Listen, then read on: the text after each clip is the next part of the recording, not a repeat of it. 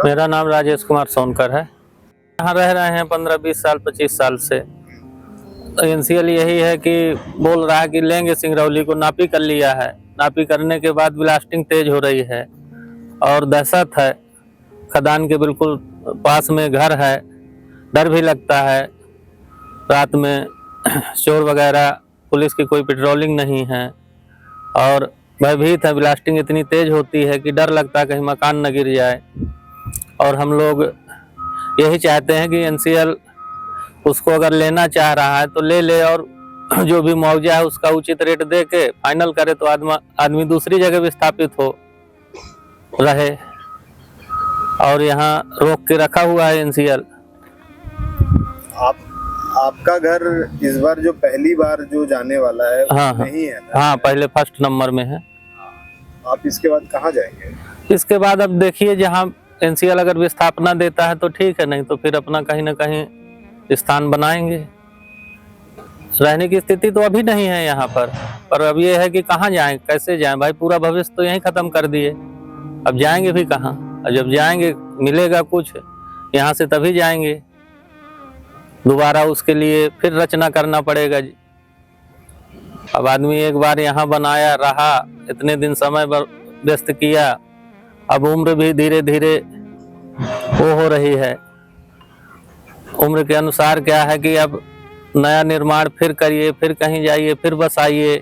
तो यही जिंदगी में कैसे होगा, क्या होगा, अब यही तो चिंताएं हैं। इसी चिंता के से भयभीत हैं। जो अपना बाजार था, सब लोग एक जगह थे और यहाँ सब लोग एक दूसरे से मिलजुल के रह रहे थे। अब इधर उधर सब बिछड़ जाएंगे, कोई कहीं चला जाएगा, कोई कहीं चला जाएगा, फिर रचना करना पड़ेगा नई। बलगढ़ वहाँ पर भी जंगल है, उचित रहना नहीं है, उचित जगह नहीं है कि बाजार एरिया लाइक जगह है, जंगल है। वहाँ पर अगर एनसीएल बसा रहे हैं जबरदस्ती तो क्या है, वहाँ पे कुछ नहीं है, सिर्फ रह सकते हो। खाना कमाना तो कहीं दूसरी जगह पड़ेगा जाके। इसका टाइमलाइन क्या चल रहा है?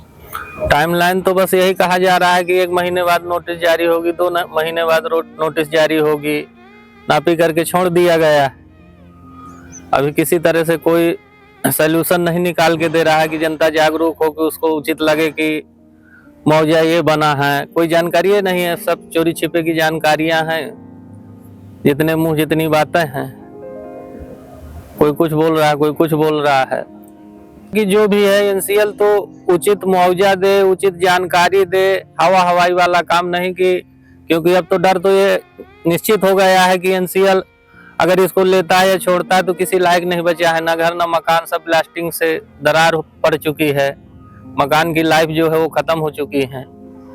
मकान सुरक्षित नहीं है, न जीवन सुरक्षित है। जब मकान जिस आशियाने के नीचे रह रहे हैं अगर वो सुरक्षित नहीं है तो डर तो रहेगा ही। तो इस पे कंपनी का कोई रिप्लाई? कोई रिप्लाई नहीं समझ में आ रहा है कंपनी का। बार बार आंदोलन किए जा रहे हैं, बार बार एनसीएल के द्वारा आंदोलन किया जा रहा है। एनसीएल बस यही है कि न प्रशासन सुन रहा, न एनसीएल सुन रहा है, कोई नहीं सुन रहा है। और आपको क्या लगता है कितना दिन है ये?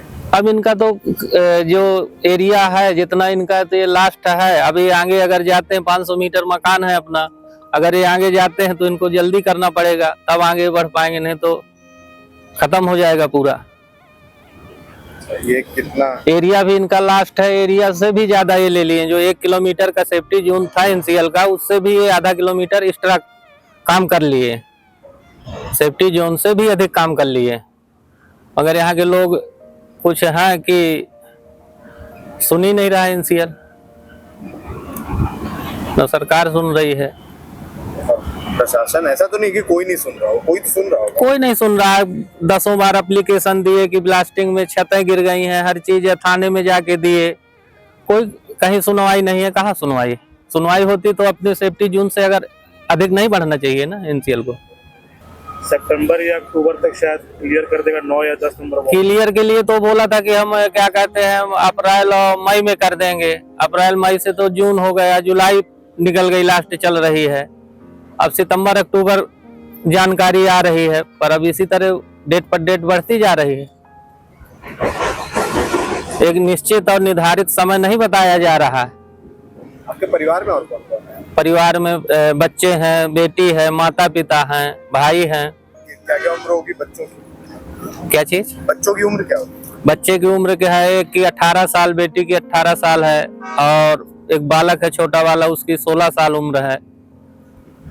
वो लोग इस बारे में मतलब उनको भी तो पता होगा ही कि क्या होने वाला है, वो लोग कैसे लेते हैं इसको? अब बच्चे लोग हैं, वो तो अभी शिक्षा ग्रहण कर रहे हैं, अब उनको इतना ज्यादा तो नहीं है कि हर चीज उनको जानकारी हो। वो तो अपनी शिक्षा दीक्षा में ध्यान दे रहे हैं, मगर वो पूछते तो हैं कि पापा ये क्या हो रहा है, कैसे हो रहा है।